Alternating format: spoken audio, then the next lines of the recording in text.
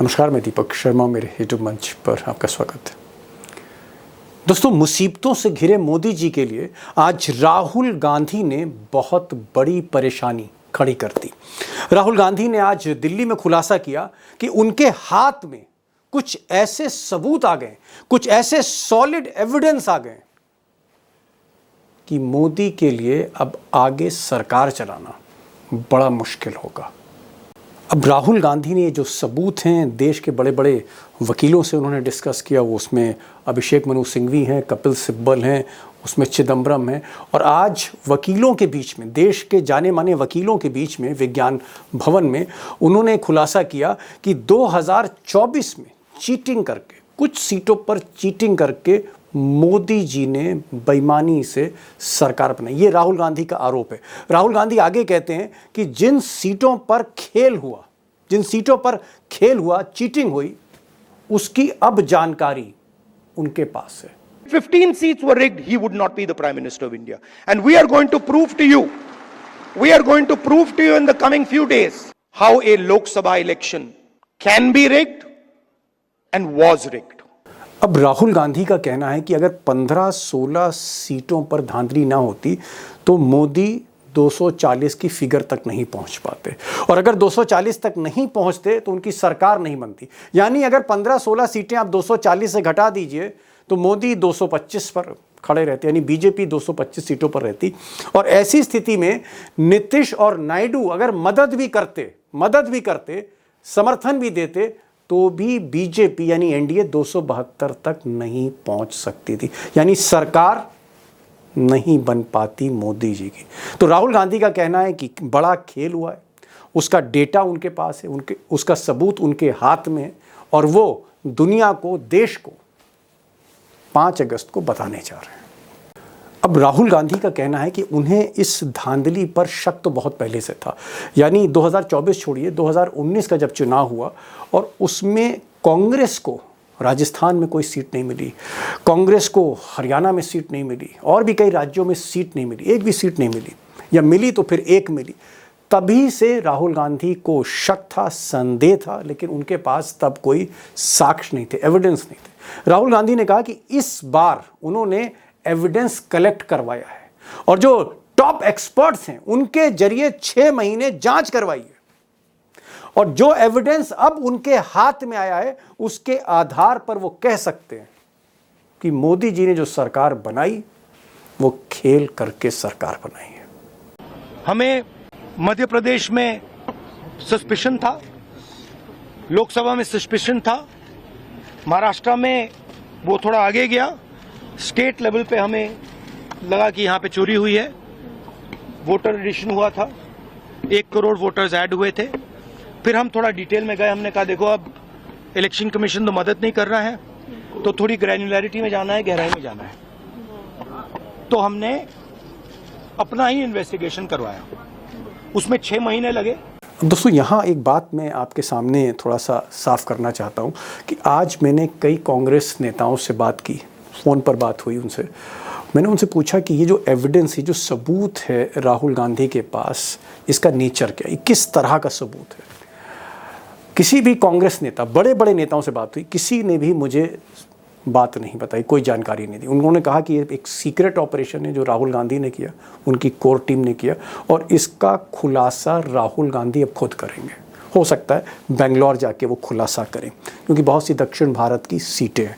सवाल इस बात का है कि जब भी राहुल गांधी खुलासा करते हैं और वो एविडेंस देते हैं, और उस एविडेंस में दम है, अगर उन सबूतों में दम है, तो फिर आने वाले समय में 5 अगस्त के बाद या 6 अगस्त के बाद जब भी खुलासा होता है, तो फिर मोदी जी के लिए सरकार को चलाना कितना मुश्किल होगा, क्योंकि तब सरकार की साख पर, सरकार की क्रेडिबिलिटी पर बहुत से सवाल उठेंगे। और सवाल इस बात का भी है कि अगर ऐसा नेचर ऑफ एविडेंस सामने आता है जहां वाकई धांधली प्रूव हो रही हो पहली नजर में, तो फिर क्या अग्नि परीक्षा राहुल गांधी की नहीं है? अग्नि परीक्षा क्या फिर सुप्रीम कोर्ट की है? क्या अग्नि परीक्षा फिर चीफ जस्टिस ऑफ इंडिया की होगी, जिनको फैसला करना होगा? बहुत से ऐसे सवाल हैं। और सवाल यह भी है कि अगर राहुल गांधी के सबूत सॉलिड है, सॉलिड एविडेंस है, तो फिर आगे क्या होने जा रहा है? हम सुप्रीम कोर्ट को अगर किनारे भी कर दें तो फिर आगे क्या होने जा रहा है? अब दोस्तों, राहुल गांधी ने थोड़ा सा सस्पेंस तो रखा है, किस तरह का एविडेंस है उसकी कोई जानकारी नहीं दी, लेकिन वो सिर्फ कह रहे हैं कि मेरे पास सबूत हैं, हाँ मेरे हाथ में है। लेकिन धांधली की बात वो कर रहे हैं। अब क्योंकि सारा मामला सीटों को लेकर है, सारा मामला वोटिंग को लेकर है, चुनाव को लेकर है, इसलिए मैंने आज जो एक्सपर्ट्स बुलाए हैं, 3 एक्सपर्ट्स बुलाए, और तीनों ही एक्सपर्ट चुनाव के, इलेक्शन के, सारे खेल के एक्सपर्ट हैं। हमारे साथ हेमंत अत्री साहब होंगे जो कई बरसों से इलेक्शंस कवर कर रहे हैं इस देश में, वो होंगे हमारे साथ ओंकारेश्वर पांडे साहब हैं, वो भी एक वरिष्ठ पत्रकार हैं, इलेक्शन पर बारीक निगाह रखते हैं, और उमाकांत लखेड़ा साहब होंगे जो बरसों बरस से, बल्कि 30-35 वर्षों से देश के हर बड़े चुनाव को कवर करते आ रहे हैं। इनकी बातों को सुनिए, गहराई में उतरिए और समझने की कोशिश करिए दोस्तों कि वाकई क्या मोदी अगर इस गेम में फंसते हैं और अगर एविडेंस बहुत सॉलिड है तो क्या हड़कंप मचने जा रहा है देश की सियासत में। मेरा जो सवाल है कि नेता विपक्ष लोकसभा के कह रहे हैं कि प्रधानमंत्री ने 15 से 20 सीटों पर बेईमानी करी, वो 240 जो उनको सीटें मिली उसमें 15 से 20 सीटें बेईमानी से जीती हुई सीटें थी। अगर वो एविडेंस देते हैं, 5 तारीख को वो सारे सबूत रखते हैं देश के आगे, तो आपको क्या लगने वाला है कि इस मॉनसून सेशन में आग लगने जा रही है लोकसभा, राज्यसभा में, संसद में? इससे बड़ा कोई विस्फोट नहीं है क्या? ये सबसे बड़ा इल्जाम होगा मोदी का इन 11 सालों में। देखिए, संसद के भीतर जो लगेगा वो लगेगा, वो तो संसद के भीतर होगा। मैं तो ये कहता हूं कि पूरे देश में हंगामा मचेगा, खास तौर पर उन राज्यों में जहां रिगिंग हुई है, जहां मध्य प्रदेश और राजस्थान जैसे स्टेट्स में जहां 0 सीटें आई। तो सवाल ये है कि ये चीजें इस तरह से उभरेंगी, इस तरह से बनेंगी बम सेल के रूप में, और इसीलिए उन्होंने माहौल बनाना शुरू किया देशवासियों को कि आप लोग तैयार रहिए, हम आंकड़े पेश करेंगे, हम इलेक्शन कमीशन का पर्दा जो भी है, मतलब इलेक्शन की जो मशीनरी है भारतवर्ष में जो चुनाव करवाने के लिए तैनात है, तो उस मशीनरी पर सबसे ज्यादा सवाल खड़े होंगे और तो देश में बड़े आंदोलन होंगे। और बिहार चुनाव में के पहले मुझे तो ये लग रहा है कि बहुत बड़े आंदोलन पूरे राज्य भर में होंगे। अत्री साहब, 5 अगस्त को जो एटम बम फोड़ने जा रहे हैं राहुल गांधी, उनका ये कहना है कि उनके पास सारे सबूत हैं, सारा एविडेंस है, और वो साबित कर देंगे कि नरेंद्र मोदी ने ये जो सरकार बनाई बेईमानी से बनाई। जिन सीटों पर बेईमानी हुई उनकी संख्या 70 से 80 है, ये राहुल गांधी कह रहे हैं, वो एविडेंस रखेंगे। तो इसका मतलब क्या हुआ कि जो 240 सीटें मिली थी, एक्चुअल में फिर कितनी सीटें हैं बीजेपी की? अत्री साहब, 240 का तो आंकड़ा था, तो एक्चुअल सीटें बीजेपी को कितनी मिली 2024 में, अगर राहुल गांधी के आंकड़े माने हम? देखिए, जो आज राहुल गांधी ने कहा है वो हिंदुस्तान के 78 साल के लोकतांत्रिक इतिहास में पहली बार है कि विपक्ष के नेता ने हमारी पूरी चुनाव प्रणाली को ही कटघरे में लाके खड़ा कर दिया, और खास तौर पर चुनाव आयोग की निष्पक्षता को। और जिस तरीके के आरोप हैं, अगर आप उनको सुनने और समझने की कोशिश करेंगे तो वास्तव में आपको अभी एटॉमिक उसकी जो है आपको आवाज आएगी कि ऐसा कुछ हुआ है। हुआ क्या है बेसिकली कि जो कर्नाटक में एक सीट को उन्होंने मॉडल बनाया, and that is Bangalore seat. वहां पर 6.5 लाख वोट पोल हुए, और जब उसका फॉरेंसिक एनालिसिस कराया गया नेशनल और इंटरनेशनल एक्सपर्ट से, वो कैसे कराया वो मैं आपको बाद में बताऊंगा, उसमें 1.5 लाख वोट फेक मिले हैं as per his claim. 1.5 lakh vote, और 6.5 में से 1.5 लाख वोट अगर आप काउंट करेंगे मैथमेटिकली तो 23% का समझ लीजिए आप, 23%। इस देश के अंदर कोई भी चुनाव, टाइट से टाइट चुनाव 1 से 2% में होता है, और जो ज्यादा खुले से खुला भी 7 से 8% में। अगर एक बेंगलुरु सीट पे 23% का खेल है तो आप पूरे देश का समझ लीजिए। अत्री साहब, मैं आ रहा हूं, मैं अंदर की बातों पर आ रहा हूं। मैं तो अभी लिफाफा पढ़ना चाह रहा हूं, आपने मजमू पहले पढ़ दिया। मैं तो कह रहा हूं कि लिफाफे पर जो लिखा है पहले तो वो पढ़ लिया जाए। लिफाफे पर लिखा है कि Modi ji is not at 240, Modi ji को 240 सीटें नहीं मिली, ये राहुल गांधी कह रहे हैं। ये तो मेरा ये कहना है कि अगर मोदी जी 200 के नीचे हैं तो 5 अगस्त के बाद फिर क्या होने जा रहा है? क्या कटघरे में सरकार खड़ी होने जा रही है? मैं ये जानना चाह रहा हूं आपसे। देखिए, जो बेंगलुरु का मॉडल है, बेंगलुरु की डिटेल्स आने के बाद पूरा देश एक शॉक में जाना तय है। आप ये देखिए ना, 23% वोटों का खेल अगर है तो बाकी कल्पना तो की जा सकती है बाकी देश की तो।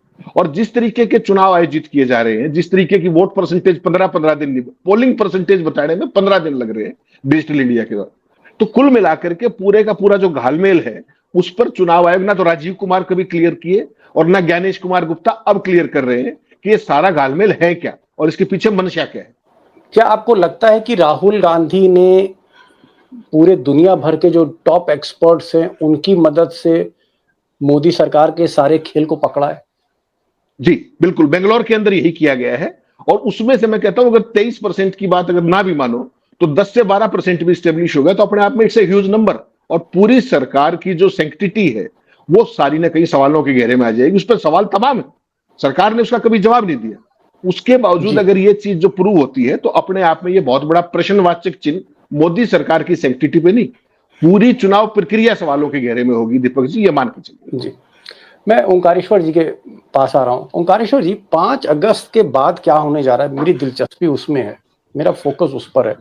क्या आपको लगता है कि अगर नेता विपक्ष सबूत रखते हैं और देश को बताते हैं कि 70-80 सीटों पर चीटिंग हुई है, जैसा कि राहुल गांधी कह रहे हैं, बेईमानी हुई है, मोदी को 240 सीटें नहीं मिली थी, एक्चुअल में 200 से कम सीटें मिली थी, ये सरकार बेईमानी के आधार पर बनी, अगर इस तरह के साक्ष्य, इस तरह के एविडेंस राहुल गांधी रखते हैं ब्लैक एंड व्हाइट में, तो 5 अगस्त के बाद क्या होने जा रहा है? पांडे जी, क्या लग रहा है आपको? राहुल गांधी जो बातें कहा करते थे हाउस में, सदन में, उनकी बातों को लोगों ने प्रमाणित होते हुए देखा है। ये देखा कि ऑपरेशन सिंदूर के बाद चीन पाकिस्तान एक हो गए। राहुल गांधी ने कहा था कि दोनों को एक मत होने दीजिए। ऐसी तमाम बातें, ये जो आज चुनाव से संबंधित बातें आ रही हैं, ये भारत राम का देश है ना। आप राम को लाने वाले हैं ना। जिस दिन रामलला के मंदिर का उद्घाटन हो रहा था उस समय संघ प्रमुख मोहन भागवत ने एक बड़ी इंपॉर्टेंट बात कही थी कि बात सिर्फ रामलला के लाने से नहीं होगा, आप राम के आदर्शों का पालन कीजिए। राम के आदर्शों के पालन में यह आता है कि जब सीता को भी वहां से रावण के उससे उठा के राम ले आए तो उनकी भी अग्नि परीक्षा कराई गई। जब ईवीएम का सवाल उठ रहा है तो आप कोर्ट के माध्यम से आके डिसीजन ले रहे हो। इस देश को अगर संदेह है तो अग्नि परीक्षा करा लीजिए ना। आपको क्या दिक्कत है? आप ही जो है, बीजेपी जब सत्ता में नहीं थी तो ईवीएम का विरोध करती थी। आज जब आप आ गए तो आपको ईवीएम भी चाहिए। चुनाव आयोग पे अपना कंट्रोल क्यों चाहिए भाई? इसी चुनाव आयोग ने 2014 में बीजेपी को जिताया, उससे पहले भी जिताया था। तब तो चुनाव आयोग ठीक था, उस समय तो प्रधानमंत्री के कब्जे में नहीं था कि हाँ भाई मनमोहन सिंह उसका फैसला करेंगे नियुक्ति का। जिस दिन से आपने ये तय किया है उसी दिन से आपने संदेह का बीज देश के लिए बो दिया है। और एडीआर कब से कहता आ रहा है कि 79 सीटों पे इन्होंने गड़बड़ी की है। चुनाव आयोग के अपने आंकड़े कहते हैं कि महाराष्ट्र में पिछले 5 सालों में, पिछले लोकसभा चुनाव से उसके पहले 5 साल, टोटल 46 लाख वोटर्स बढ़े और लोकसभा चुनाव से विधानसभा चुनाव के मात्र 6 महीने में 48 लाख वोट बढ़ गए। आप ही का आंकड़ा कहता है। आपने आज तक उसको क्लैरिफाई नहीं किया कि ये ऐसा कैसे हुआ। तो यह संदेह जो है लोकतंत्र में ठीक नहीं है। और अगर राहुल गांधी इसका भंडाफोड़ करने जा रहे हैं तो पहले ही देश ये मानस बना चुका है कि अब इनके किसी भी बात पे भरोसा लोग नहीं कर पा रहे हैं। अगर वोटों की चोरी होगी, लोकतंत्र की चोरी होगी तो देश उठ खड़ा होगा। जी जी जी, लखड़ा साहब, बड़ा इंपॉर्टेंट सवाल है। मैं बहुत मशीनों के भीतर नहीं जाना चाह रहा, मशीनों में उतरने से कोई फायदा नहीं है, क्योंकि हम चारों लोग जो भी हैं उसमें कोई भी किसी ने मशीन बनाई नहीं है। मैं यहाँ पर एक चीज, मैं पॉलिटिकल बात कर रहा हूँ। मान लीजिए अगर राहुल गांधी एक सफिशिएंट एविडेंस रखते हैं, एक ऐसा साक्ष्य देश के आगे रखते हैं जिस पर हम मुतमईन होते हैं, तो क्या आपको लगता है कि मोदी जी की जो सरकार है उसकी साख पर बहुत बड़ा बट्टा लगेगा? चारों तरफ सवाल उठेंगे देश में, दुनिया में, और मोदी जी जिस तरह से घिरे हुए हैं, चाहे वो भारत पाकिस्तान के युद्ध विराम से या ट्रंप के बयान से या चीन के एग्रेशन से या अर्थव्यवस्था जिस तरह से बिखर रही है, एक नया फ्रंट खुलेगा और ये सरकार की जो क्रेडिबिलिटी है, मोदी जी की जो पर्सनालिटी है, ये उस पर एक बहुत गहरी चोट कर जाएगा कि आप बेईमानी से प्रधानमंत्री बने, ये राहुल गांधी कह रहे हैं। देखिए, आपने अंग्रेजी और हिंदी में दो शब्द इस्तेमाल किए, साख और क्रेडिबिलिटी। ये लोग इतने बेशर्म हैं कि साख और क्रेडिबिलिटी की इनकी चिंता होती तो ये लोग ऐसा बेईमानी का काम ही नहीं करते। इनको साख, और ये तो बेशर्म लोग हैं, शर्म बेच करके ये लोग प्रधानमंत्री बने हुए हैं। मैं देखिए, पूरी सरकार बेशर्मी के जो कामकाज है कुकर्म नहीं, है, उसके आधार पर काम मैं करेंगे। लखीला साहब, मैं जी। मोदी सरकार की बात नहीं कर रहा था, मैं भारत सरकार की बात कर रहा हूँ। भारत सरकार, गवर्नमेंट ऑफ इंडिया। भारत, हाँ, गवर्नमेंट ऑफ इंडिया। मैं भारत सरकार की बात कर रहा हूँ कि भारत सरकार अगर राहुल गांधी भंडाफोड़ कर देते हैं तो उसको, जो वो भंडाफोड़ करेंगे, ऐसा तो है नहीं कि भंडाफोड़ करेंगे और अगले दिन मोदी सरकार वो कहेगी हमें शर्म आ रही है, हम त्याग पत्र दे देंगे। ये इतनी इतनी शुचिता की या साख की या जी, क्रेडिबिलिटी की इनसे उम्मीद देश नहीं कर रहा है। देखिए, जो जो फैक्ट रखे जाएंगे उनको अल्टीमेटली लीगल स्क्रूटनी के लिए सुप्रीम कोर्ट में जाना पड़ेगा। इस पर टाइम लगेगा, इस पूरी प्रोसेस में। 5 तारीख को जो नेचर ऑफ एविडेंस है, किस तरह के सबूत राहुल गांधी रखते हैं, क्या वाकई वो एटम बम है जैसा राहुल गांधी कह रहे हैं? और अगर वो एटम बम है, उसमें इतने सबूत हैं जहां पर मोदी जी कटघरे में खड़े होती सरकार। लकड़ा साहब कह रहे हैं कि फिर सुप्रीम कोर्ट ही तय कर पाएगा कि भाई ब्लैक एंड व्हाइट में कितना गड़बड़ हुआ, और क्या आगे की जो देश की जो दशा और दिशा है वो सुप्रीम कोर्ट तय करेगा। ये वो कह रहे हैं कि मामला सुप्रीम कोर्ट में जाएगा, क्योंकि मोदी और अमित शाह ये मानने वाले नहीं, स्वीकार करने वाले नहीं है कि साहब ये कोई गड़बड़ हुई है। मैं अत्री साहब के पास आ रहा हूं। अत्री साहब, भाई 5 अगस्त को बम फूटने वाला है ऐसा राहुल गांधी ने कहा है, तमाम सबूत भी देने की बात हो रही है। मोदी जी की वैसे ही दाल पतली है, हालत खराब है, और खासकर युद्ध विराम के बाद अगर बिहार हाथ से निकलता है जैसा कि लक्षण दिख रहे हैं हमको, और अगर बंगाल भी कहीं मोदी जी के हाथ से निकला, जिसके बहुत चांसेस हैं, और उत्तर प्रदेश भी निकल गया, एक एक करके अगर मोदी स्टेट हारते गए, तो क्या आपको लग रहा है कि मोदी जी का रथ बदल तो नहीं जाएगा? क्या मोदी जी की कुर्सी ना बदल जाए? ऐसा भी हो सकता है क्या? दीपक जी, बहुत वाजिब सवाल है और यही सवाल पूछा जाना चाहिए एक्चुअल में।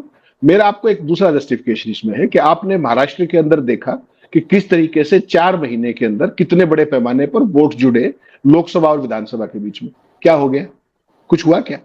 अभी आप कर्नाटक की बात कर रहे हो, केवल आइसोलेशन में एक सीट है, दैट इज बेंगलोर सीट।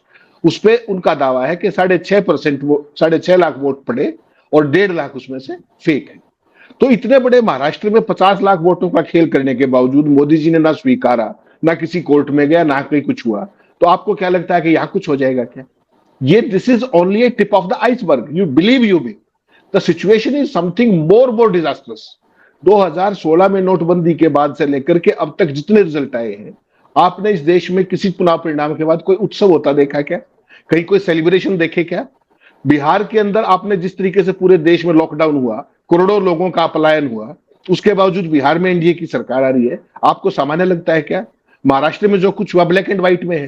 क्या मांग रहा है विपक्ष कि आप वोटर लिस्ट हमें डिजिटल फॉर्मेट में दे दीजिए? मिल गई क्या? समझिए खेल को। This is the new order of this country, democracy, number 1। Number 2, Modi ji ने नया भारत बनाया है, ज्ञानेश कुमार गुप्ता नया चुनाव आयोग बनाने जा रहे हैं, और वो नई चुनाव प्रक्रिया के परिणाम है। पूरे महाराष्ट्र में 89% स्ट्राइक रेट है भारतीय जनता पार्टी का, मत भूलिए। क्या कर लिया? तमाम लोगों ने अपने गांव में वोट कराने की कोशिश की, हो गई क्या? पैरामिलिट्री क्यों लगा दी गई? आप अपने घर में एक सैंपल वोटिंग करना चाह रहे हैं, मुझे क्या परेशानी हो सकती है? क्यों लगाई पैरामिलिट्री? ये सारा खेल ऐसे नहीं आएगा। राहुल गांधी कर ले बेंगलोर में, केवल एनवायरमेंट बिल्डिंग होगी। अल्टीमेटली ये लड़ाई जनता की है, ये सड़कों पर लड़ी जाएगी, और किसी कोर्ट वोट में कुछ नहीं होना। ये आप इसको लिख के ले लीजिए मेरे से। कोर्ट ने कितने फैसले किए आज तक इलेक्शन कमीशन के बारे में? कौन सा फैसला लागू हो गया, बता दीजिए। पांडे जी, अत्री साहब ने कहा कि बहुत कम उम्मीद है कि सुप्रीम कोर्ट से कोई न्याय मिल पाए, जनता को अब सड़क पर लड़ाई लड़नी पड़ेगी। ये आज मोदी के दौर का ये सिस्टम है कि सिस्टम कुछ नहीं करेगा। सिस्टम में मैं सुप्रीम कोर्ट को भी मानता हूं, मीडिया को भी मानता हूं, सरकार विपक्ष सबको मानता हूं। People have to come on streets, लोगों को सड़क पर आना पड़ेगा। क्या आपको लगता है जनता ही अब जो है जवाब है इस सिस्टम का? अत्री साहब से असहमत होने का कोई कारण नहीं है। और मैं असहमत नहीं हूं, देश असहमत नहीं है। क्योंकि अभी हाल में एक जो सुप्रीम कोर्ट के वकील जिन्होंने अपना पेशा छोड़ा, ये कहते हुए छोड़ा कि सुप्रीम कोर्ट में पिछले दिनों में ज्यादातर फैसले सरकार के पक्ष में हुए हैं, उनको पकड़ के बंद करना चाहिए। क्यों कहा ऐसा उन्होंने? तमाम जगहों पे जब देश का सुप्रीम कोर्ट गणेश परिक्रमा करने लगे, गणेश वंदना करने लगे, तो फिर लोग न्याय के लिए कहां जाएंगे? ये सवाल तो इस बात का है। और इसीलिए बिहार ने तो पहले ही ये मूड दिखा दिया है। बिहार में अभी पिछले दिनों जो रैली हुई, उसमें आपने देखा होगा कि लोग भैंसा लेके और वो लेके सड़क पर आ गए थे।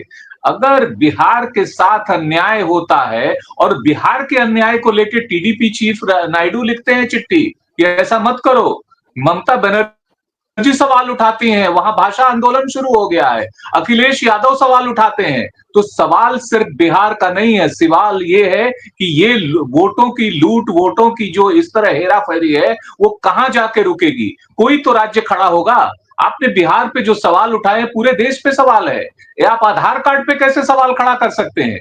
आपने कहा हम मेरी पहचान आधार कार्ड, उस तरह से आपने पूरा वो किया, इसी को लेके और बिहार में आधार कार्ड को आपने मना कर दिया। इसीलिए मैंने सवाल किया कि ये आनन फानन एसआईआर कराने का जो माहौल आपने बनाया, वो ये कह के बनाया कि बांग्लादेशी थे, नेपाली थे, म्यांमारी थे। तो अब तो एसआईआर का आपका फाइनल डाटा आ गया, बता दीजिए कितने बांग्लादेशी आपने पकड़े। और अगर नहीं पकड़े तो फिर जी ये आनन फानन कराने की पूरी कवायद गलत है। फिर तो आपको आराम जी से इसके, अगर आपका एसआईआर ठीक था तो लोकसभा चुनाव में जिसने जिसने वोट किया वो कौन लोग थे? वो कैसे जी सही था? ये पूरी की पूरी कवायद गलत है और जनता इस बात को समझ रही है। अगर सुप्रीम कोर्ट में न्याय नहीं मिलता तो जनता जाएगी कहां? तो जनता जी की अदालत में ही लोगों को जाना पड़ेगा। जी 30 सेकंड आपके पास हैं, तीनों एक्सपर्ट्स के पास। मेरा सवाल ये है कि क्या मोदी पर प्रेशर बहुत ज्यादा आने वाला है, और ये भी हो सकता है कि बीजेपी आरएसएस उनका विकल्प ढूंढ रही हो आने वाले समय में? देखिए, मोदी आज ऐसी विकट परिस्थिति में घिरे हुए हैं जो पिछले 11 साल में ऐसा हालात उनके लिए पैदा नहीं हुए थे। एक तो बीजेपी के अंदर पूरा शिकंजा कसा हुआ है, आरएसएस इंतजार में बैठा हुआ है उनसे हिसाब करने के लिए, क्योंकि उनके लिए मोदी का वक्त पूरा हो चुका है। 1 महीने 17 सितंबर को वो 75 साल के पूरे हो जाएंगी, और जी वो एक डेडलाइन है जिसमें मोदी उससे बहुत डरे हुए हैं। और ऐसी हालत में अगर ये बम फूटता है जो राहुल गांधी 500 राजधानी के बीच फोड़ने वाले हैं, तो उसके बाद मोदी का प्रधानमंत्री बने रहने का इकबाल पूरी तरह खत्म हो जाएगा, ऐसा मुझे खत्म हो लगता जाएगा। है। जी जी और फिर जब जनता सड़कों पर आएगी और नए जी पालिकाएं जनता के दबाव में एक्टिव होगी, तो जी उसके बाद वो बचेंगे जी नहीं। जी 30 सेकंड अत्री साहब, क्या मोदी पर और ज्यादा दबाव होगा इस खुलासे के बाद? मोदी दीपक अंडर जी मोर प्रेशर? दीपक जी, मोदी जी की अगर आप चेहरा देखेंगे, भाव भंगिमाएं देखेंगे, तो आप उस बात को ऑब्जर्व कर सकते हैं on the face of it. और उसका सबसे बड़ा कारण 2 लाइन का है। अभी तक हिंदुस्तान की सारी समस्याओं की, आप किस बात पर भक्त मंडली कहती थी कि दुनिया में डंका बज रहा है, और 78 साल के लोकतंत्र के इतिहास में यह पहली बार हुआ है कि किसी देश ने भारत के तौर पर बतौर एक कंट्री पेनल्टी लगाने की हिमाकत की है हमारे एक सॉवरन फैसले पे कि हम तेल किससे खरीदेंगे, हम वेपन किससे खरीदेंगे, हम व्यापार किससे करेंगे। तो दुनिया में जो आपका सो कॉल्ड डंका था, उसकी लंका पूरे देश ने लगती हुई देख ली है। इंडियन फ्रंट पे, इंटरनल फ्रंट पे आप ऑलरेडी फेल थे, इंटरनेशनल फ्रंट पे आप जी डिजास्टर साबित हुए हैं। और यही मोदी जी के लिए सबसे बड़ी चुनौती है। और जो ये जी बिहार के जो माहौल बनने वाला है, जो फिल्म शुरू होने वाली है, वो इसमें आग के घी का काम करेगी, और बाकी काम के लिए जनता तैयार बैठी हुई। जी पांडे जी, ट्रेलर चल रहा है, हमारे एक्सपर्ट्स कह रहे हैं कि अभी तो ट्रेलर चल रहा है मोदी जी के लिए, पिक्चर बिहार में चलेगी। क्या वाकई विकट परिस्थितियों की तरफ मोदी बढ़ रहे हैं? बिहार से छेड़छाड़ नहीं होनी चाहिए। बिहार वो राज्य है जहां से सत्याग्रह गांधी जी को शुरू करना पड़ा था। जयप्रकाश नारायण का आंदोलन वहीं से शुरू हुआ था। और बिहार वो राज्य है जहां पर आप कहते हैं 60,000 करोड़ दे दूं कि 80,000 करोड़ दे दूं और 1,20,000 करोड़ दे दूं, तो बिहार जो है उससे लालच में नहीं आता। बिहार पॉलिटिकली बहुत अवेयर है। वहां अगर चुनाव में वास्तव में इस बार कुछ गड़बड़ी हुई, क्योंकि पिछली बार भी आरोप लगे थे 10-15 सीटों पे, पप्पू यादव ने जी आरोप लगाया, तेजस्वी यादव ने आरोप लगाया, लोगों ने कहा कि नहीं हो सकता हार गए हों। इस बार अगर कुछ गड़बड़ करने की कोशिश की गई तो मुझे लगता है कि बाकी देश में भी इसका पहले से मैसेज है कि वहां बिहार गड़बड़ इफेक्ट। करने की कोशिश होगी, फिर तो बहुत गड़बड़ हो जाएगा। बिहार फिर में तो बिहार में वैसा ही गड़बड़। होगा जैसे साल भर जी। आपने कृषि किसानों का आंदोलन झेला, फिर आपने एनआरसी पे आंदोलन झेला, ये 11 साल में आंदोलन ही तो होता रहा इस देश में, कहाँ कुछ हो रहा है। जी जी तो जी। ऐसा ना हो कि फिर इस बार बिहार से नया आंदोलन खड़ा हो जाए। जी। बिहार में अगर कुछ गड़बड़ होती है तो फिर एक बिहार का एक असर जो है वो देश में देखा जा सकता है, जैसा कि हमारे एक्सपर्ट्स कह रहे हैं। दो तीन बड़ी बातें जो हैं डरलाइन ही, एक तो ये कि राहुल गांधी जिस तरह के आरोप लगा रहे हैं कि उनके पास 100% साक्ष्य हैं, 100% सबूत हैं, 100% की उन्होंने बात की है। और अगर ये 100% उनके पास फैक्ट्स हैं, एविडेंस हैं मोदी की सरकार की बेईमानी के को लेकर, तो एक बात हमारे तीनों एक्सपर्ट मानते हैं कि मोदी के लिए जो स्थितियां हैं बहुत ही परेशानी सबब होंगी, बहुत ही विकट परिस्थितियां होंगी। और बिहार अगर खुदा न खास्ता हाथ से निकलता है एनडीए के, तो ये स्थितियां और ज्यादा बढ़ सकती, नौबत यहां तक आ सकती है जो इशारा लखेड़ा साहब ने किया कि बीजेपी में ऑलरेडी, बीजेपी और संघ परिवार में ऑलरेडी एक धुआं है, देयर इज अ स्मोक, और आग का इंतजार हो रहा है।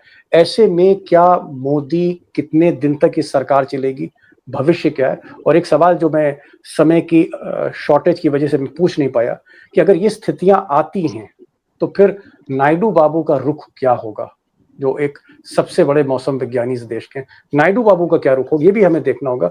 कुल मिलाकर मैं दोस्तों कह सकता हूं कि 5 अगस्त के बाद, मैं 15 अगस्त की बात नहीं कर रहा हूं जब मोदी जी लाल किले पर चढ़ेंगे, 5 अगस्त के बाद जो परिस्थितियां आ रही हैं मोदी जी के लिए अच्छी खबर नहीं है, अच्छे दिन दिख नहीं रहे गुजरात लॉबी के लिए।